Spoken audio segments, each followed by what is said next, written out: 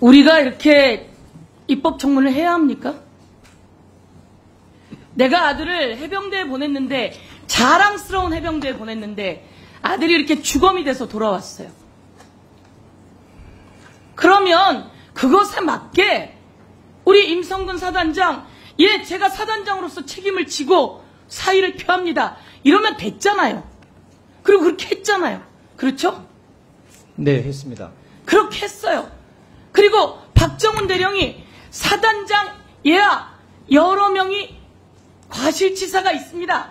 그렇지만 이런 내용 경찰이 확실하게 살펴보세요, 수사하세요 라고 보냈어요. 그렇죠? 박정훈 대령? 네, 맞습니다. 그렇게 했으면 됐어요.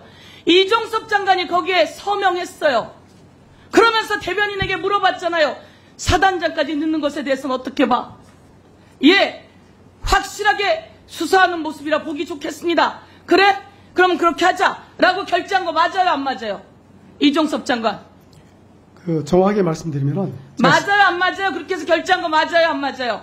제가 말한 내용은 약간 다릅니다. 자, 제가 사단장에 대해서 정리할게요. 어떻게 생각하냐를 물은 게 아니고 의견이 뭐냐 이렇게 물었던 겁니다. 뭐가 뭐냐고요? 제가 사단장에 대해서, 사단장이 포함된 것에 대해서 어떻게 생각하느냐를 물은 것이 물은 아니고 건 아니고 어떻게 생각하느냐, 의견이 뭐냐. 어떻게 생각하느냐라고 했더니 대변인이 잘 정리된 것 같습니다. 그래? 그럼 그렇게 하지 라고 결제한 거 맞죠? 이렇게 가면 되는 겁니다. 그래서 경찰에서 수사하면 되는 겁니다.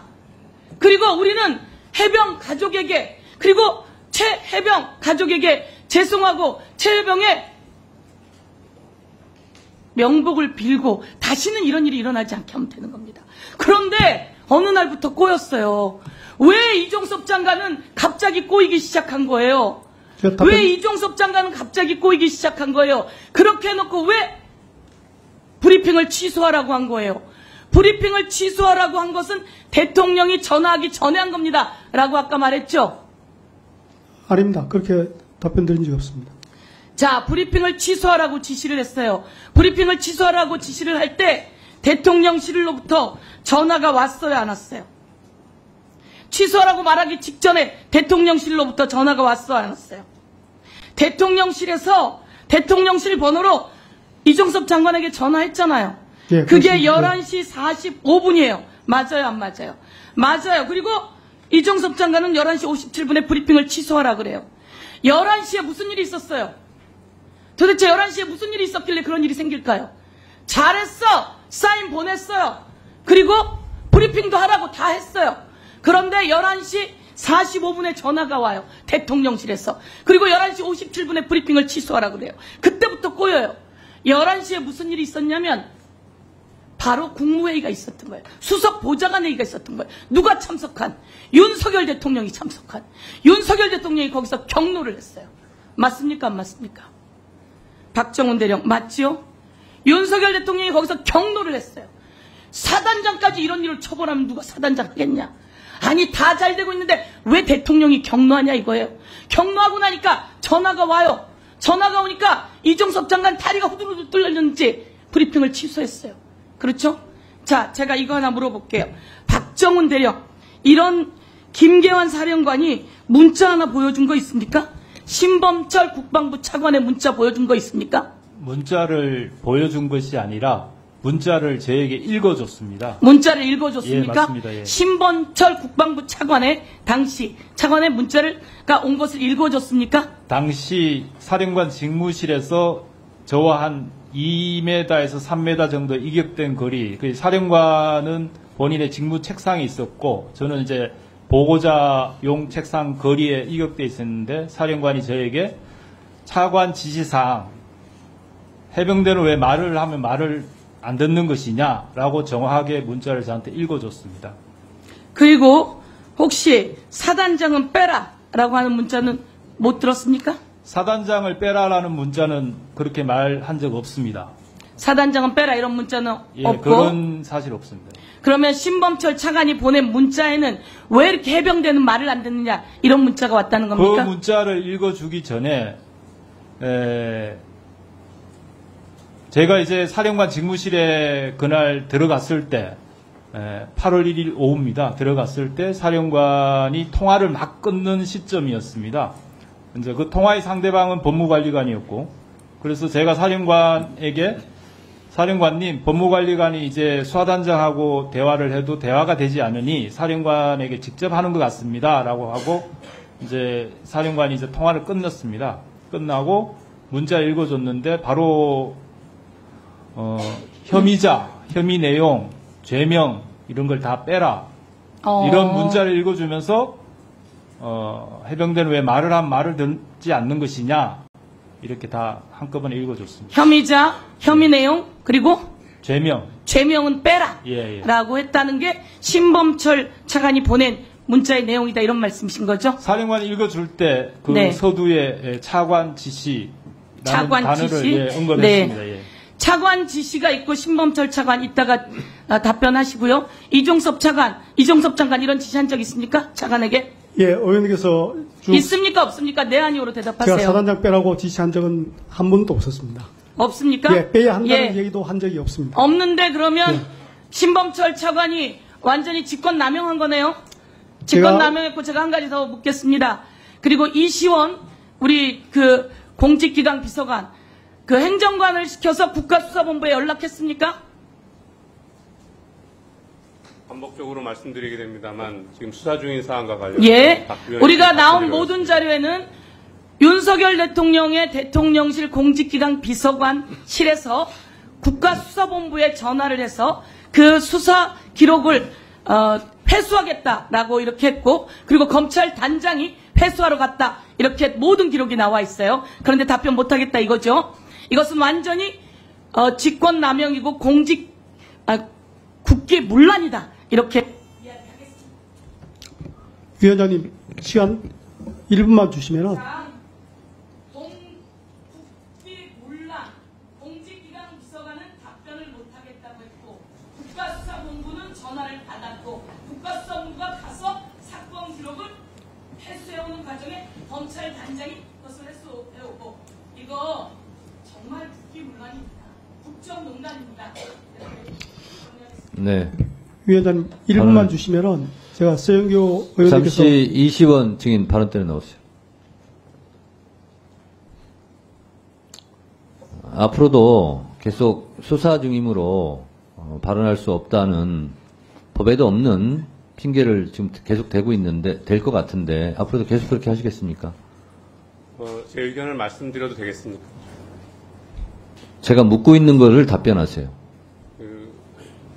다른 절차에서도 고소 고발된 사안에 대해서 진술하기 어렵다고 제가 답변한 적은 앞서 많은 걸로 알고 있습니다. 국회 증감법 말씀을 드렸죠. 네. 저희는 증언감정법에 따라서 지금 말씀을 하는 거예요. 다른 얘기는 다른 장소 가서 하세요. 여기는 국회입니다. 과거 국회에서의 증언감정에 관한 법률에 대해서 얘기하고 있는데 왜 다른 얘기를 해요? 그건 다른 장소에 가서 하시라니까요. 여기서는 국회에서의 증언감정에 관한 법률에 대해서 제가 묻고 있는 거예요.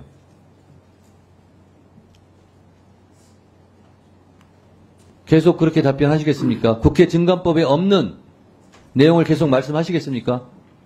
수사받고 있는 사안과 관련해서 질의가 있을 경우에는 그렇게 답변할 수 있는 경우도 있을 거라고 생각합니다. 증인, 다시 묻겠습니다. 국회는 국회법에 따라서 운영되고 오늘 입법 청문회는 증인을 채택해서 증인이 출석한 자리예요. 그래서 국회에서의 증언 감정에 관한 법률 한해서 묻는 거라고요. 따라서 증인도 국회 증언 감정법에 따른 조항이나 그 논리대로 얘기하시라는 겁니다. 수사상 이런저런 얘기 하지 마시고 위원장 질의 내용을 아직도 파악 못 하겠습니까? 파악하고 있습니다. 그럼 파악하면 파악한 대로 잘 해주시기 바랍니다. 마지막 경고입니다. 들어가세요.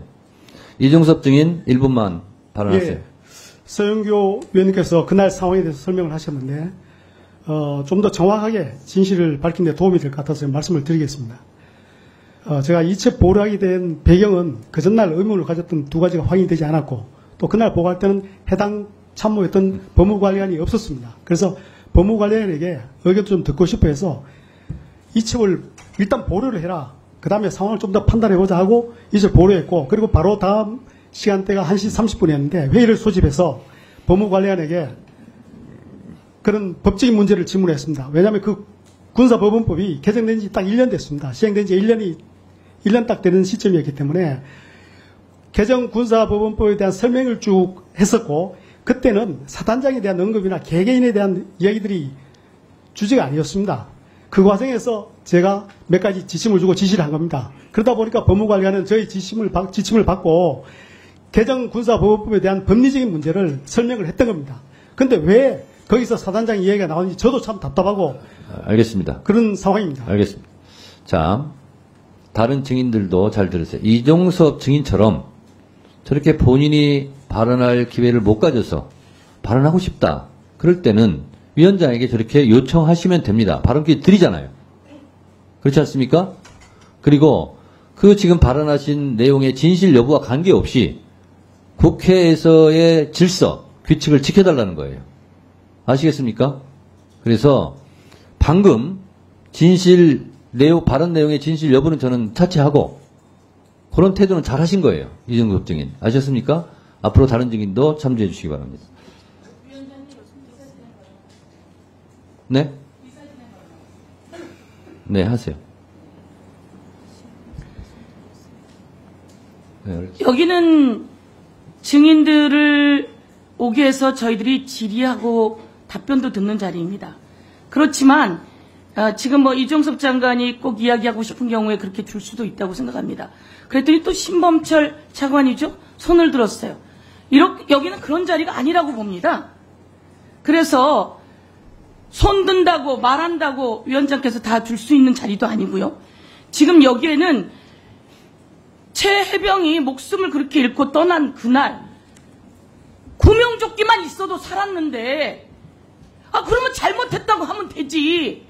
그 과정에 무슨 사람을 또 불러서 결재까지 해놓고 또다시 불러서 이게 제가 잘한 겁니다 라고 얘기하는 자리가 맞습니까? 이게 맞습니까? 해병에게 구명조끼만 입혔어도 살았어요. 5명이 떠내려가다 억지로 살아났어요. 이 친구들은 곡괭이 들고 삽 들고 장화 신고 도로 복구하는 줄 알고 갔어요.